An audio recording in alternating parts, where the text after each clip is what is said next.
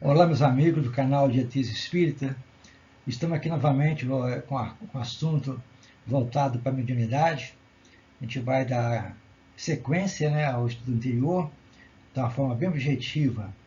E a gente vai abordar hoje um tema interessante. Como se processa a comunicação mediúnica? A gente vai tentar assim, fazer um passo a passo do processo. A gente vai basear o livro dos médiuns, como sempre, também nas obras de Kardec, e também no livro do Chioro, Demar Chioro, muito interessante, que fala sobre mediunidade, o processo mediúnico.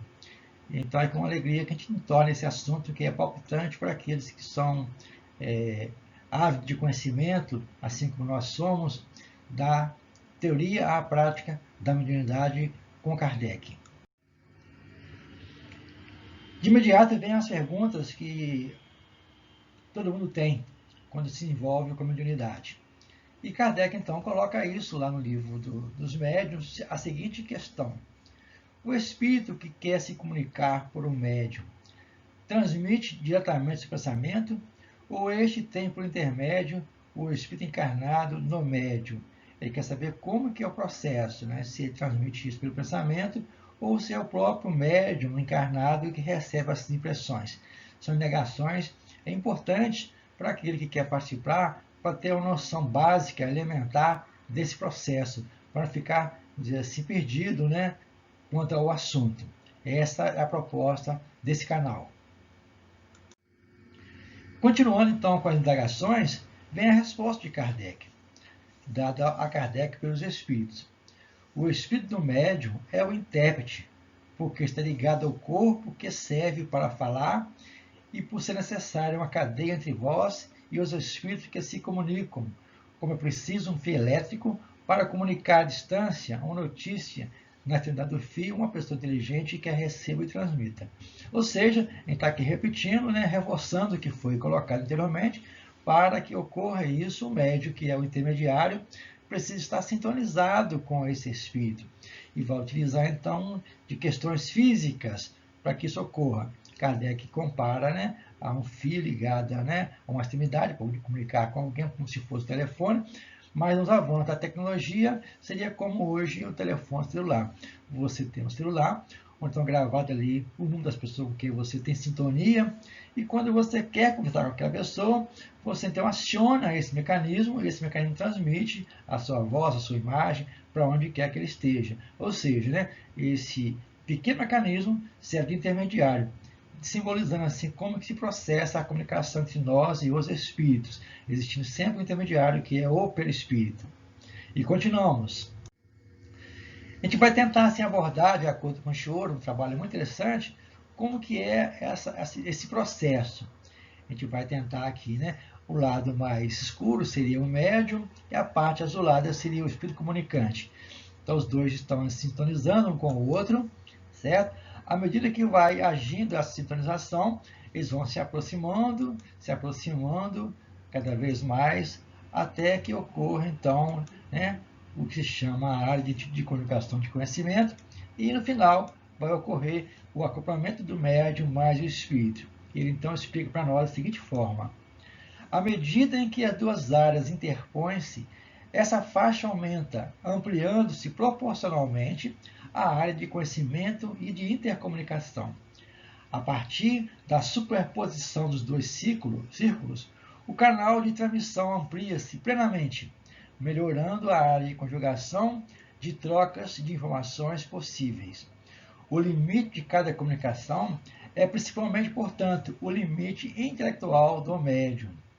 Um médium especialista em física ou matemática, qualquer outra matéria, responderá com tranquilidade questões sobre o tema, mas restarão sempre dúvidas em relação à originalidade da comunicação. Aqui no caso, porque está se colocando, quando o médium já tem essa condição cultural nele, aí comunica um espírito versado nessa área específica que ele tem, aqui a gente colocou matemática, física, qualquer tipo de área, automaticamente vai surgir a dúvida se realmente é o espírito comunicante ou se for o médium, através do seu animismo, que provocou aquela comunicação. Mas, na verdade, é uma dúvida que vai sempre ocorrer, mas nós temos que analisar o conteúdo da mensagem para poder decifrar se é ou não de uma origem espiritual. E Kardec, então, no livro dos Médiuns, na dissertação de Erasto e Timóteo, ele faz, então, uma explicação lógica do que foi colocado aqui pelo Choro, aqui muito interessante, repetiu aqui a gravura aqui ao lado direito, e aqui então vamos colocar como que se processa isso. Assim, diz o Espírito, quando encontramos em um médium, o cérebro povoado de conhecimentos adquiridos na vida atual, e seu espírito rico de conhecimento latente, obtidos em vidas anteriores, de natureza a nos facilitar a comunicação, dele temos preferência, dele nos servimos, porque com ele o fenômeno da comunicação se torna muito mais fácil do que com um médium de inteligência limitada e de escassos conhecimentos anteriores adquiridos. Vamos fazer compreensíveis por meio de algumas explicações claras e precisas. Então, todo esse item 225 do Livro dos Médiuns, o Espírito de Erasto e Timóteo reforçam o que foi colocado por Kardec. Repetindo aqui, então, que ele prefere um cérebro que tenha já base, palavras, para poder se expressar. Então, ele lança a ideia, e como é que a pessoa já tem essa bagagem, vamos dizer assim, íntima dela, no seu intelecto, né, na sua vida espiritual, ele então fica mais fácil de você retransmitir, você como médium, retransmitir a mensagem. Daí a necessidade de nós estudarmos, compreendermos o que se faz para poder facilitar. E para concluir, a gente volta de novo a esse assunto, na seguinte colocação de Erasto e Timóteo, no mesmo capítulo, no mesmo item. Com o médium cuja inteligência atual ou anterior se há desenvolvida, o nosso pensamento se comunica instantaneamente de espírito a espírito, por uma faculdade peculiar, a essência mesmo do espírito. Neste caso, encontramos no cérebro do médium os elementos próprios a dar ao nosso pensamento a vestida da palavra que diz que corresponda e que isso quer que o médium seja intuitivo, quer ser mecânico ou inteiramente mecânico. Então, estou colocando que aí, de espírito para espírito, e no cérebro do médium tem os elementos próprios, e ele então vai repassar o pensamento que eles querem transformar em palavra, e então o médium dá o colorido na hora de comunicação com as próprias palavras, aquela ideia que veio do espírito. Aí ele vai continuando, então, na segunda parte, né, explicando como que é esse processo. Então, facilitando assim para todos nós que gostamos de participar de trabalho prático, a fim de ajudar aqueles que comunicam conosco, orientar as pessoas, trabalhar na obsessão. Tendo conhecimento desse assunto de forma bem objetiva, fica muito mais fácil para todos nós entender e trabalhar esse assunto.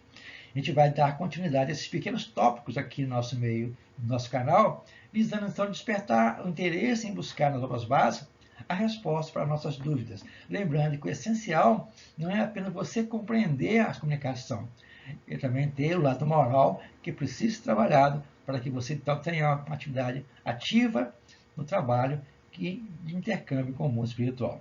Fica o nosso abraço, até o momento aqui no nosso canal Diretriz Espírita.